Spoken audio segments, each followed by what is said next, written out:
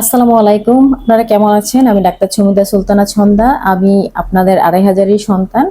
আমি প্রতি শুক্রবার সকাল ৯টা থেকে সন্ধ্যা ৬টা পর্যন্ত ২৫০০-এর প্রাণকেন্দ্রে অবস্থিত ২৫০০ পপুলার হাসপাতালে প্রতি শুক্রবার বসে থাকি।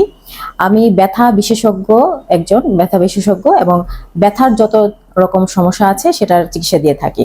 তো আপনারা যদি ব্যথায় ভুগে থাকেন তাহলে আমার কাছে চলে আসবেন প্রতি শুক্রবার। আজকে আমি আলোচনা করব আপনাদের কোমরের ব্যথা নিয়ে। তো কোমরের ব্যথায় কম বেশি অনেকেই ভুগে থাকেন, বিশেষ করে বয়স্ক মানুষ এর কোমর ব্যথায় অনেক ভুগে থাকে।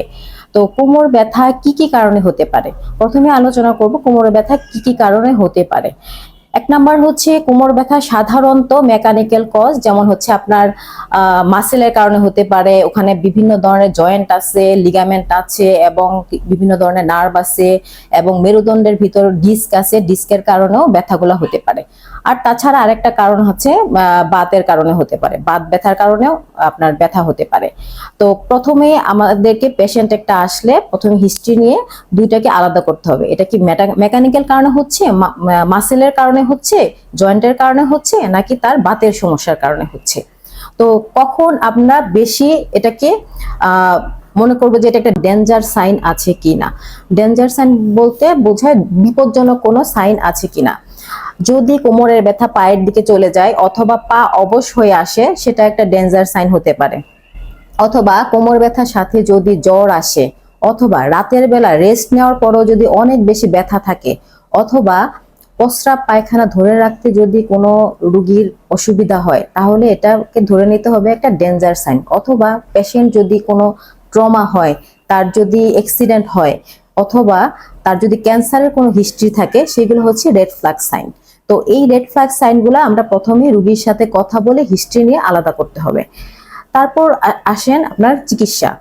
তো আপনারা সবাই কি করেন, ব্যথা হলেই সেখান থেকে ওষুধ কিনে আপনারা ব্যথার ওষুধ খান।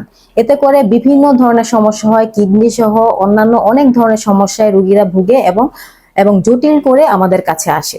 তখন কিন্তু খুব বেশি কিছু করার অনেক সময় থাকে না।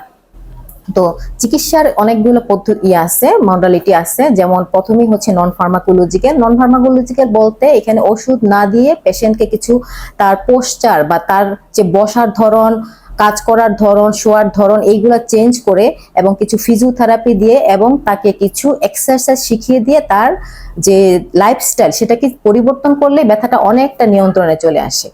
হ্যাঁ, তাছাড়া পেশেন্টকে কিছু ব্যথার ওষুধ দিয়েও, এবং যেগুলা আপনার কিডনির জন্য ক্ষতি নয় সেই ধরনের ব্যথার ওষুধগুলো আমরা সাধারণত দিয়ে থাকি। লং ডিউরেশনের কোনো ব্যথার ওষুধ খাওয়া যাবে না, যেটা কিডনির জন্য ক্ষতিকর। তো এই ধরনের ব্যথার ওষুধগুলো কিছু দেওয়া হয়, এবং হচ্ছে নার্ভের জন্য কিছু ব্যথার ওষুধ আছে সেইগুলো দেওয়া হয়।